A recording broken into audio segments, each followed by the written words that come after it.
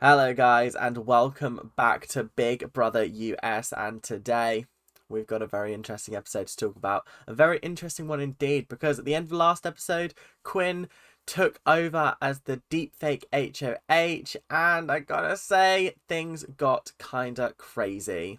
First of all, he put Tucker, Mackenzie, and Cedric all on the block together, and I gotta say, craziness ensued from there on out in this episode. People are getting competitive, plans are being made, alliances are being formed, and guys, it's far from over. It's not over until the fat lady sings, as they say in opera, and I do not think there'll be any singing for any time soon. But if you guys are enjoying the episode, make sure to like, comment, and subscribe, doing all them YouTube things that you guys do so well, and I will see you guys in the episode. Let's go. So, obviously, we start the episode off with Tucker being like, yo, I'm ready to fight. I'm putting my fisticuffs up and we're ready to win that veto, win the AI comp if needed, and stay another week in this competition. And honestly, I don't doubt he will do that, because he is an absolute comp beast. The only problem with being a comp beast is that as soon as you lose a competition and end up on the block, bye-bye Tucker. It's a bit of a deep one, but like, I would like him to last a lot further in the series. I don't want to see him go out pre-jury. I feel like that would be an absolute waste of him in this Big Brother house. I'd love to see him at least get to 9th place, although it's 11th now, isn't it? Because they have 9 jurors now. So yeah, I'd at least like him to get to at least 11th place. We're currently at like, what, 13 people? So we could definitely get him there. Come on, let's push him over that line. Let's just get him there and then send him to jury, because I cannot see him go out pre-jury. However, there are some people that I would like to see go out pre-jury. There are a couple of people that are just not giving the house anything. And one of those people is Leah. I gotta say, Leah is giving absolutely nothing. She even said that herself. She said, whilst everyone's fighting around me, I'm just giving it the Miami approach. I'm lying here, I'm looking great, and I am watching everyone fight, and then I'll swoop in at the last minute. And I just think that's such a boring way to play it. I think what's made this series so dramatic and entertaining has been the fact that people have been playing out in the open. There's been no secrets barred, there's been no secrets held. Everything gets exposed and nothing stays secret for long enough to actually have any impact. If you look back at like BB24, the Leftovers Alliance, I think that's what they were called, absolutely ran the game for about 4 weeks without anybody even realizing what was happening. They got rid of Amira, they got rid of the woman with the short hair, whose name I can't remember, Nicole, I think her name was, and then they got rid of Daniel, and then it was jury, and then they were like, sweet, absolutely amazing, thank you for this, brilliant. So I feel like that's what needs to happen in this house, is we need to get some of the duds out before we get to jury, and then we can start actually having some good games.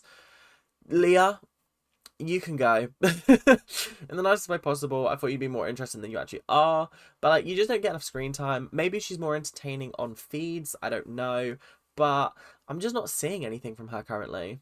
Okay, we've got to talk about the whole alliance of the collective, which has suddenly regrouped, but it doesn't feel like a very united front. You've got the Pentagon, which is part of it, which is, oh god, here we go, Brooklyn, Chelsea, Cedric, Cam, and Quinn. And then you've also got the additions of Joseph, T-Core, Chemo, who are also in the collective. And it feels very much like a mishmash of people that actually don't seem like they fit together in a gameplay sense. Quinn's sort of talking about how he's got like, oh, his visionaries and his the Pentagon all smashed together. But I'm just sitting here thinking, why are they in Angela's HOH room? That's what I couldn't work out. I was really confused why they were having a secret meeting of their alliance in Angela's HOH room. Did I miss something? Quinn doesn't get the HOH room, right? So why were they in there? I don't understand that. Like, surely Angela could have walked in at any moment and gone, oh, there's 8 people in my room. What the fuck is going on here? What's happening? Hello? Like, what's going on? So I feel like that was a really poor move for one. I don't know how you would have an 8-person alliance meeting anywhere else, but like, still, if you haven't got the current HOH in your alliance and you're meeting in their room, that seems a bit dodgy to me, right? But also, I just feel like the whole collective is not a real alliance, because other people outside the Pentagon, like Chemo, Tikor, and Joseph, have alliances with people that the collective are trying to bring down in some way. And I just don't know whether that's ideal or not. Speaking of the alliances, obviously Brooklyn was talking to Quinn and saying, yo, if Tucker doesn't win veto, or he does and he chooses to choose it on someone else, or someone else wins and they take themselves down, then we can put Rubina up against Tucker, and Tucker probably won't want to compete against Rubina, and therefore he'll probably end up on the block and we can send him home. And I was sitting there and I was going, Brooklyn, that's a really, really good plan, because like, I think Rubina is his weak spot at the moment. However, I think you underestimate how good he is at these challenges, because he could win by accident. Like, he just has that kind of skill and power. And I don't know whether putting like his like romantic interest up against him is going to do anything but sort of want to, I don't know, I think he'll want to stay in the game and boot you out one by one. I think he would rather send her home and be like, I'm really, really sorry, but I'm gonna get revenge for you. Don't you worry. And me being in the game is the best revenge possible for them. But obviously I don't think he'll win that vote. If he ends up on the block on eviction night, he's going home. He's going home. He has to. You have to send him home. He's the strongest player currently. But then also Tucker has a final 2 now with Joseph called the Critics, which again was a really interesting one. And Joseph actually had some moments of like, do I want to do this? Do I not want to do this? Like, he's the one that the collective are gunning for. Do I actually want to go for that? I don't know. And honestly, I think that's a really interesting point. I wonder whether that is actually going to be a thing that happens in the future, whether they are actually a tight alliance, or whether Joseph is going to turn on Tucker, Tucker turn on Joseph. I don't know. Something is going to happen here, and I have a feeling it's going to be big. So it is time to talk about the veto. The veto was incredibly fun to watch, I gotta say. It was actually, I like how they're all very equitable comps. I like that. I like the fact that everyone seems to have a really, really fair chance. Everyone from Angela to Chemo to Tucker to Cedric to Mackenzie to, I'm running out of people, Quinn, I don't know. Everyone seems to have like a really, really good opportunity to win this. It's just whether you're good or not. A lot of them are brain things, and a lot of them are not so much on the physical side of things, which is nice. We know the wall is coming up soon, and that's going to be a physical one. Hopefully it's this week, because I can't bear to see Angela go out after about 10 seconds, because she ain't lasting on that wall for longer than that.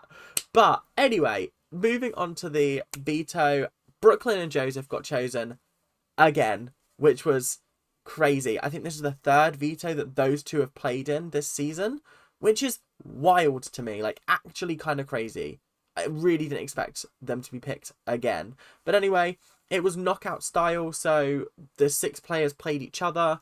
The fastest person out of those 6 moved on to the final, whereas the other 2 who won their heats moved on to the semi-finals, etc, etc, etc, until we have one winner.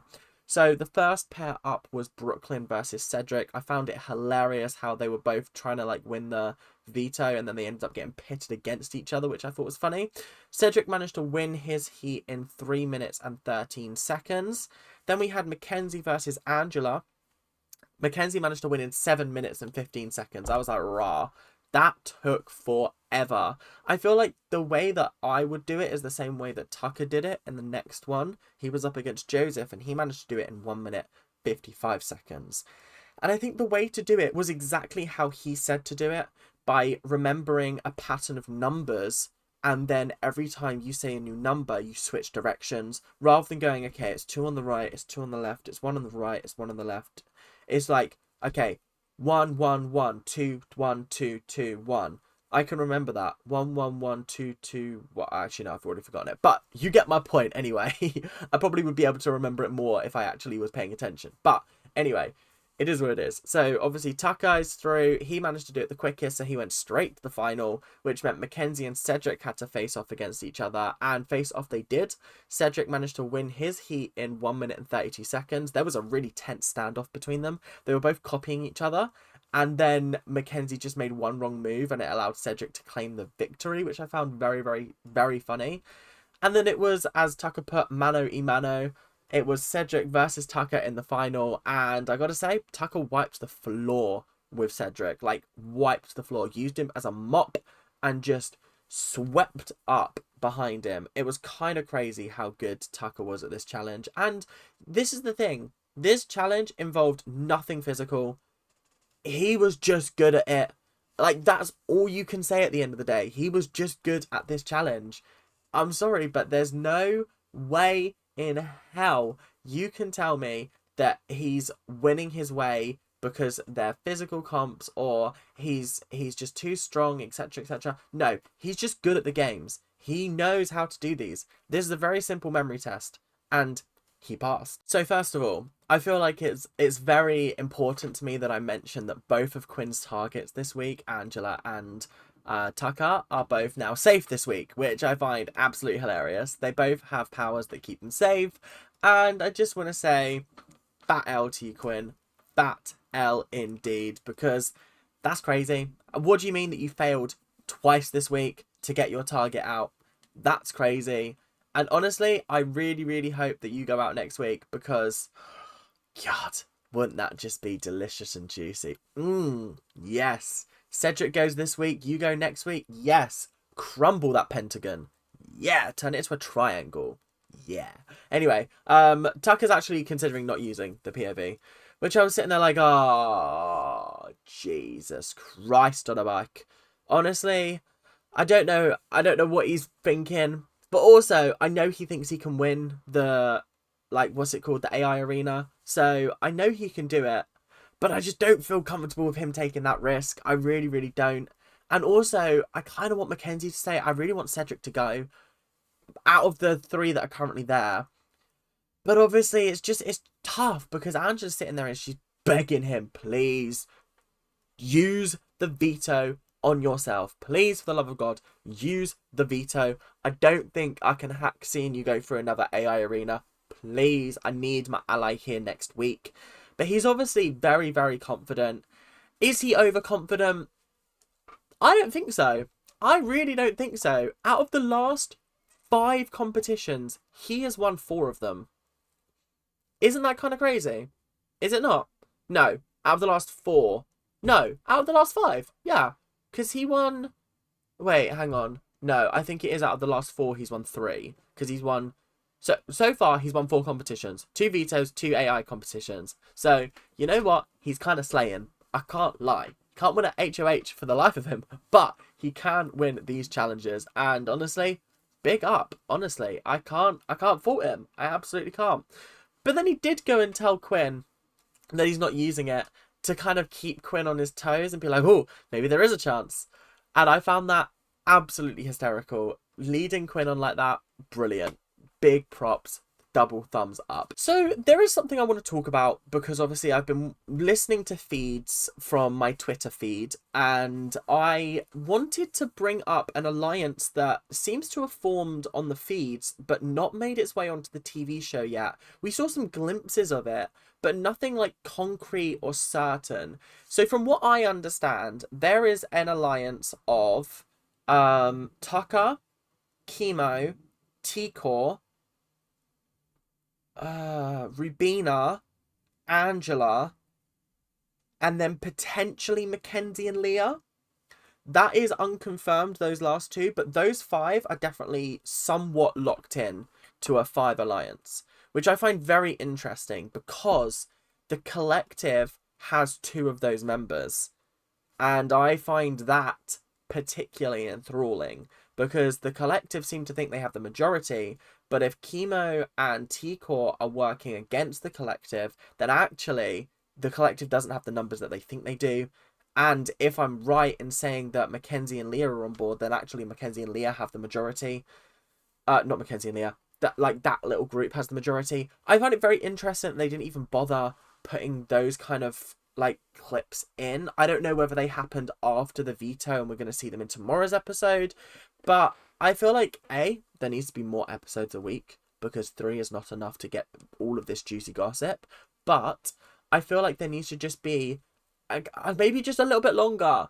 Like 45 minutes is not enough. Show me more, please. This is why I like Big Brother UK, because Big Brother UK has an episode a night and we get to see each day individually, and I find that very interesting.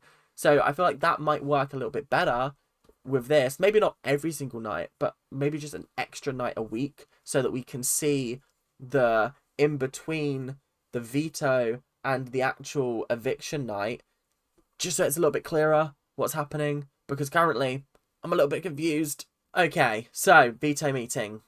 Tucker does use the power of veto on himself. Thank God for that. Honestly, really, really did not want him to go home, and I'm very, very excited that he's staying. However, Quinn, being the evil mastermind that he is, did put Rubina up on the block, so Rubina's now in danger of going. I don't know how I feel about this. Obviously, I want Cedric to go out of those 3, but the issue now is that I would like for there to be some kind of protection for Angela and for Tucker. It's a tough one. I don't know what I'd do in this situation. I would like Tucker and Angela to at least make jury, and then that's fine. They can go from there. I don't mind. But I just can't have them going out before jury. And there's only, 13th, 14th, and then 11th is the first juror, normally. Am I right in saying that? So there's only 2 more weeks that they need to survive. They've already survived this week, and they're going to hopefully survive next week if Tucker can win the HOH. If it's the wall, I reckon he dominates. The only person I think that could possibly outlast him is potentially Cam. And a Cam HOH would be a little bit worrisome, because I don't know where Cam stands with a lot of the house. He's like obviously in the Pentagon and the collective, but is he like locked in with them? Especially if Cedric goes this week, things could change. But anyway, that is all we've got time for today. I hope you guys have enjoyed. Make sure to like, make sure to comment, make sure to subscribe, and I'll see you guys in the next episode, whenever that may be. But until then, make sure to keep on ranting, and I will see you guys in the next episode, whenever that may be. Might be tomorrow, might be the day after. I haven't decided yet. But until then, keep on ranting, and I'll see you guys later. Bye now.